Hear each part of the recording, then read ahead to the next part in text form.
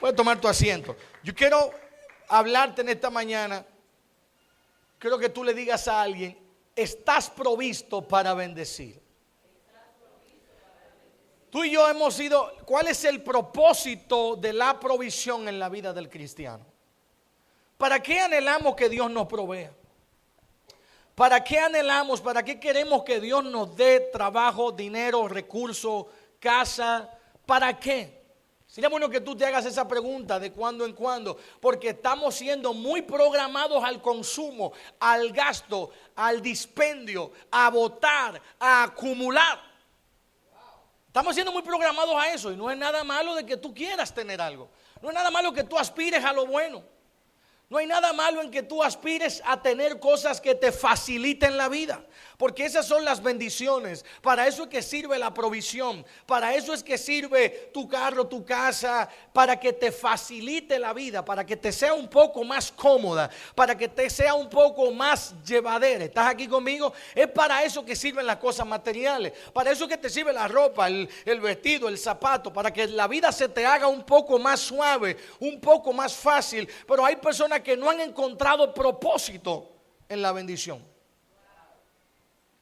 Yo me junté hace un día, estuve dándole una consejería a una persona que me comentaba, me decía: tengo buen trabajo, tengo buena empresa, tengo buen ingreso, tengo donde vivir, estoy provisto, pero tengo un vacío en mi vida. Hay algo, y por supuesto hay personas que quieren tener ese tipo de vacío. Que dicen: tengo de todo, pero yo quisiera sentir ese vacío, porque yo estoy vacío de otras cosas y lleno de otras. Hay gente que dice: yo quisiera estar con mi corazón así, sentir ese vacío, con una casa grande, con un yate, con una cuenta de banco repleta, con un buen crédito. Quiero sentir eso. Pero solamente el que experimenta eso en su corazón puede testificarlo. Puede testificar por qué se siente así, vacío, agobiado, cansado. ¿Estás aquí conmigo en la iglesia? Gloria a Dios. ¿Quiénes eran los samaritanos? ¿Quiénes eran esta gente? Cuando el pueblo de Israel duró 70 años en el exilio, estaban en el exilio, Dios le había dicho que iban a ser cautivos por los babilonios. Los babilonios se lo iban a llevar cautivo, iban a estar ahí 70 años. Cuando ellos regresaron, Dios le había dicho que no se mezclen con ningún otro pueblo.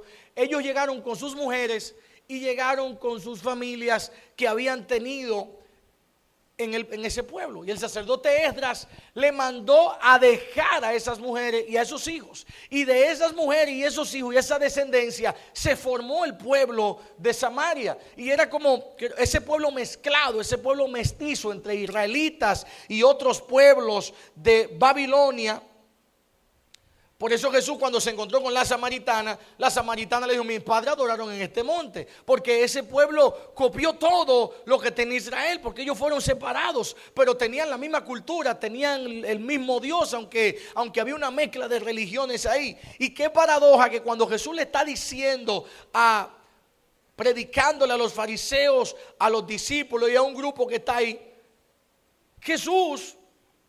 ellos le dicen: maestro, ¿y quién es el prójimo de nosotros? Pregúntale a alguien: ¿quién es mi prójimo?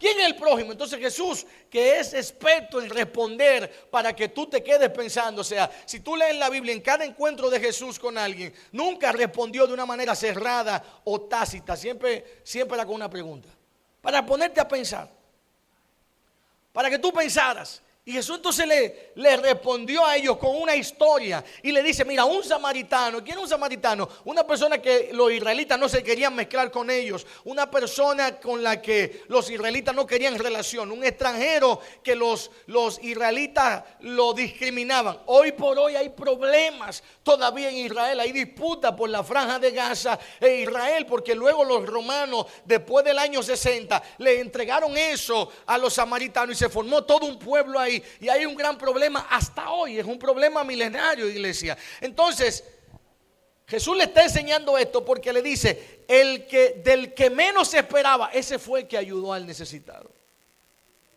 ¿Usted está aquí conmigo? O sea, pasó un sacerdote que se supone que tiene una conciencia, que tiene palabra, que sabe qué hacer, y no ayudó al samaritano que había sido atracado, que había sido atacado. Pasó un levita. tipo de un músico, de un predicador, de un servidor del templo, y pasó de largo, lo vio y no lo ayudó. Y quién sabe cuántas personas más pasaron por ahí y no ayudaron y no hicieron nada. La bendición del samaritano fue que no solamente lo ayudó, no solamente venció la indiferencia, no solamente venció eso, sino que el samaritano estaba provisto para bendecir. ¿Alguien está aquí conmigo en la iglesia? El samaritano estaba provisto. Y yo quiero apuntar esto no solamente al hecho de que tú tienes que estar listo y tener la intención de ayudar, de dar, de sembrar, de servir, sino que muchas veces se nos ha predicado un evangelio, un mensaje con una animadversión a tener, con una animadversión a ser bendecido, a ser provisto, a ser prosperado, porque muchas veces no hemos entendido el propósito de ser provisto. O sea, muchas veces se ha predicado como que hay cierto altruismo en la necesidad, como que hay cierta bendición o espiritualidad en la pobreza, como que hay alguna ventaja espiritual, como que estoy más cerca de Dios mientras menos tenga, como que si yo mientras menos tenga, mientras más desposeído, desvalido, mientras, en buen dominicano, mientras más desbaratado, más cerca del cielo estoy. Y se nos ha vendido eso y hemos mezclado ese pensamiento. Y la iglesia tradicional nos enseñó que había que ser pobre. Los ministros hicieron voto de pobreza y hay que ser pobre. Y se nos enseñaron versículos fuera de contexto, como el texto que dice que es más difícil entrar una persona, un camello por el ojo de una aguja que un rico al reino de los cielos. ¿Y de qué estaba hablando Jesús cuando dijo eso? El muro de Israel el muro que rodeaba a Israel tenía varias puertas. La puerta del pescado, la puerta de las ovejas, la puerta de la basura. En fin, tenía muchas puertas. Había una puerta que se llamaba la puerta de la aguja. ¿Cómo se llamaba esa puerta? Y esa puerta de la aguja era una puerta en forma de L. Era una puerta que la gente entraba de frente y había que doblar. Entonces por esa puerta entraban los comerciantes. Y cuando había que entrar un camello o un caballo muy grande, no podía, era imposible. Había que empujar demasiado. Y Jesús hace el símil entre lo que nosotros, el amor que le ponemos al dinero, la seguridad que nos da el dinero, la seguridad que nos hace sentir la provisión en nuestras manos. Fíjese, la gente cuando está provista está más lejos de Dios. Te da más trabajo orar. Te da más trabajo buscar del Señor. Te da más trabajo congregarte. Como que sientes que Dios es un amuleto, alguien o algo que lo necesito solamente cuando tengo problemas. Es cierto que el ser humano pone su confianza en el dinero. El proverbista dijo que era un hombre riquísimo, multimillonario. El proverbista dijo que para el rico su dinero es su ciudad amurallada.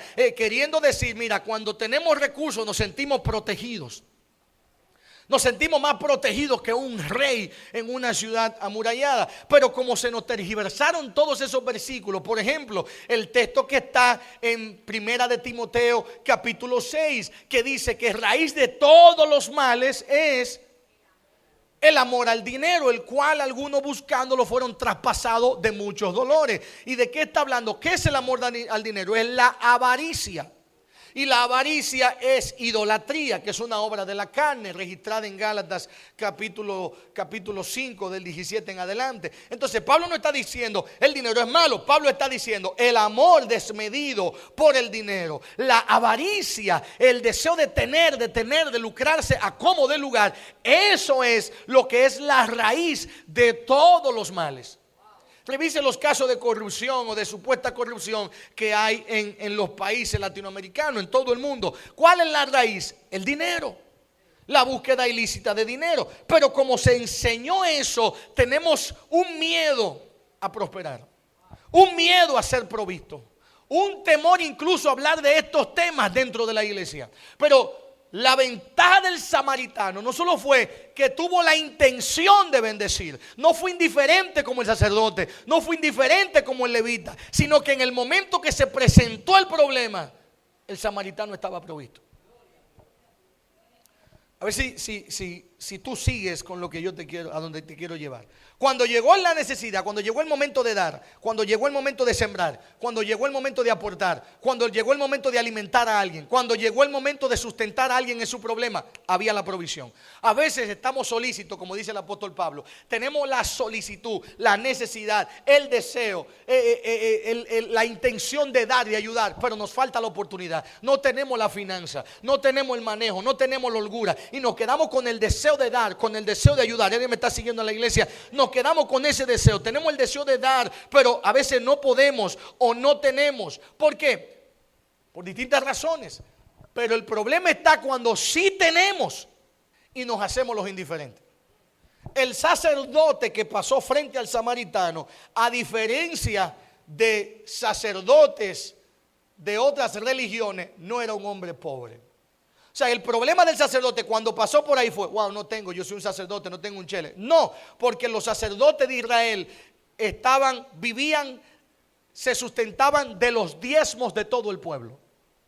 O sea, el sacerdote, a todos los sacerdotes que habían, porque no era uno solo, había un sumo sacerdote, pero debajo de ese, hágase de cuenta, como un apóstol, como un obispo y muchos sacerdotes después, eran provistos de los diezmos y de las ofrendas del pueblo, de los diezmos de la comida y de los diezmos del dinero. Eran provistos, o sea que el sacerdote que pasó por ahí no era un arrancado.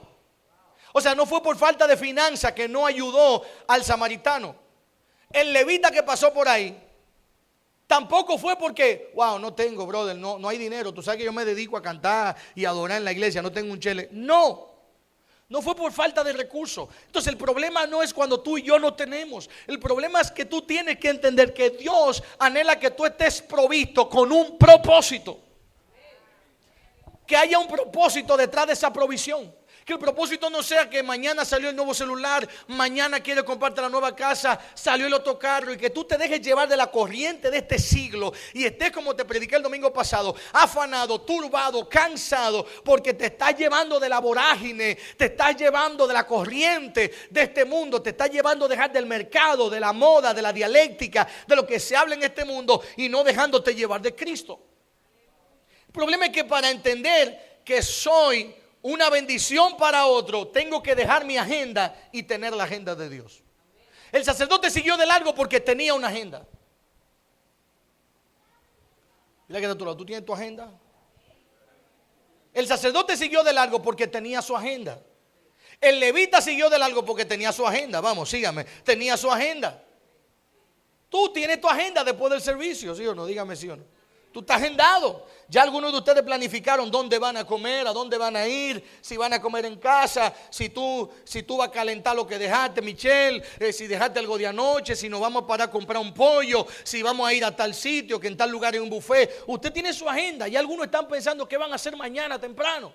Y eso quiere decir que para entender que yo estoy provisto para bendecir, lo primero que tengo que hacer es alinearme con la agenda de Dios. Porque déjame decirte, Satanás, el mundo y tu carne interrumpen casi siempre tu agenda.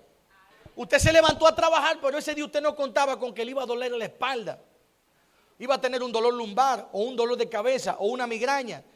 Y la agenda, ¿qué pasó con tu agenda? Tienes que llamar al trabajo o llamar a tus empleados o decirle a tu familia: hoy me quedo en la casa, hoy no salgo. A decir que súbitamente tu agenda se interrumpió. ¿O qué pasa cuando salimos al parqueo en la mañana y encontramos una goma vacía?